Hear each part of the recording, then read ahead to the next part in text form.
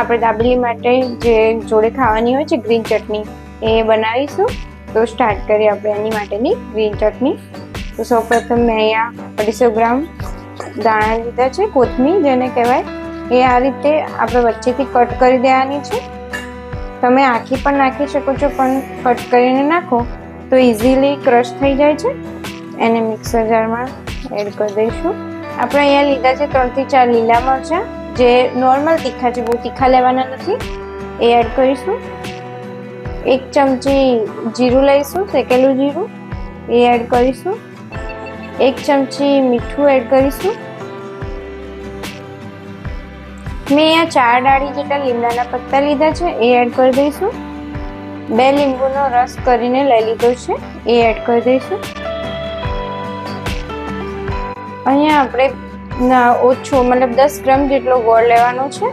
આપણે ખાંડનો પણ ઉપયોગ કરી શકીએ છીએ, પરંતુ ગોળ વધારે હેલ્ધી છે એટલે અહીંયા આપણે ગોળનો ઉપયોગ કર્યો છે. તમે ચાહો તો ખાંડનો પણ ઉપયોગ કરી શકો છો. હવે આપણે આ બધા જ ઇન્ગ્રેડિયન્ટ્સને મિક્સર જારમાં મિક્સ કરી દઈશું. ત્યારબાદ આ વધેલી કોથમીર પણ આપણે ફરી મિક્સરમાં ક્રશ કરી દઈશું.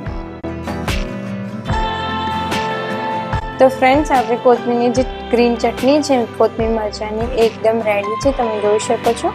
હવે આપણે એને કાઢી દઈશું, બાઉલમાં પોર કરી દઈશું. તો આપણી આ ગ્રીન ચટણી રેડી છે. સરસ કલરફુલ ગ્રે ટેક્સચર.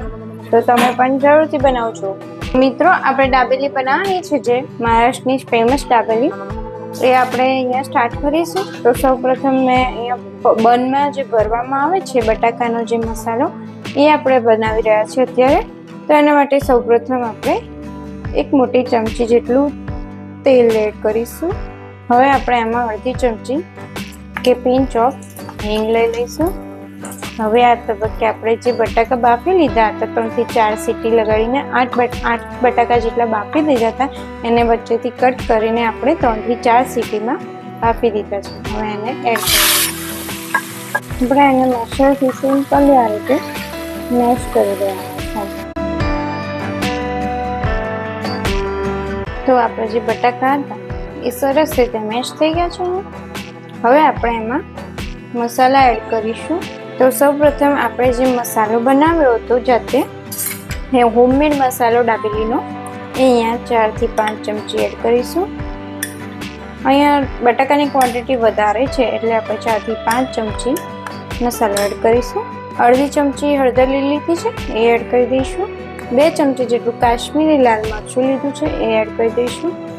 2 ચમચી જેટલું ધાણા જીરું પાવડર છે, એ એડ કરી દઈશું. અહીંયા આપણે આંબલીનો પલ્પ લીધો છે 3 થી 4 ચમચી, એ પણ એડ કરી દઈશું. આંબલીના ખાટા ટેસ્ટને બેલેન્સ કરવા માટે અહીંયા આપણે 3 થી 4 ચમચી ખાંડ પણ લઈ લઈશું. હવે આ બધાને સરસ રીતે આપણે મિક્સ કરી દઈશું. હજી આપણો થોડો મસાલો થોડો કાઠો છે, એની માટે આપણે એમાં થોડો પાણીનો છંટકાવ કરીશું. આપણે 2 થી 3 ચમચી જેટલું પાણી એડ કરીશું અને એને સરસ રીતે મિક્સ કરી દઈશું. આમાં આપણે બટાકાના ભાગનું થોડું મીઠું એડ કરી દઈશું અને તેને સરસ રીતે મિક્સ કરી દઈશું. આપણે અહીંયા 1 ચમચી જેટલો હોમમેડ મસાલો એડ કરીશું, અડધી ચમચી એડ કરીશું. આ આપણે બનાવેલો ઘરે જ બનાવેલો દાબેલીનો મસાલો છે. આપણે બટાકાના ટુકડા ના રહી જાય એનું ખાસ ધ્યાન રાખવાનું છે. તેથી આ રીતે જો ટુકડા દેખાય તો એને આ રીતે ચમચાથી મેશ કરી દઈશું. તો આપણો મસાલો દાબેલીમાં ભરવાનો જે છે એ સરસ રીતે બનીને રેડી છે.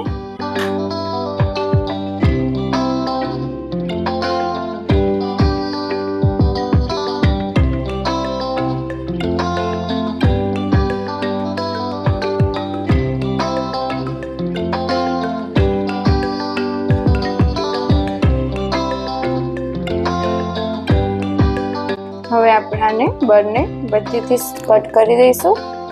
જે મસાલો ભરવાનો છે એ માટે આટલું કટ કરી દઈશું, વધારે કટ નહીં કરવાનું.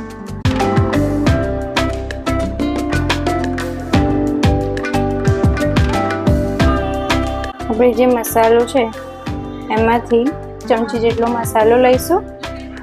આ રીતે સરસ રીતે મસાલો લગાવી દઈશું. સિંગ ઉપર ગાર્નિશ કરીશું. દાડમ પણ ગાર્નિશ કરી દઈશું. ડુંગળી ચોપ કરી છે અહીંયા, એ પણ એડ કરી દઈશું. અને લાસ્ટમાં આપણે સેવ નાખી દઈશું. આંબલીની જે કઢી ચટણી હતી એ લગાવી દઈશું. આપણું બન બિલકુલ રેડી છે. હવે આપણે એને ફ્રાય કરી દઈશું, શેકી લઈશું. તો આ રીતે આપણો દાબેલીનો સરસ મજાનો બન રેડી છે. આપણે આમ તો કાચું પણ ખાઈ શકીએ છીએ, પણ અહીંયા આપણે શેકી લઈશું. તો ચલો શેકી. પેન લઈ લઈશું, ગેસની ફ્લેમ ઓન કરીશું અને એની ઉપર બટર એડ કરીશું. બટર સરસ રીતે મેલ્ટ કરીશું. હવે દાબેલીનો જે બન છે તૈયાર કરેલો એ મૂકીશું ઉપર.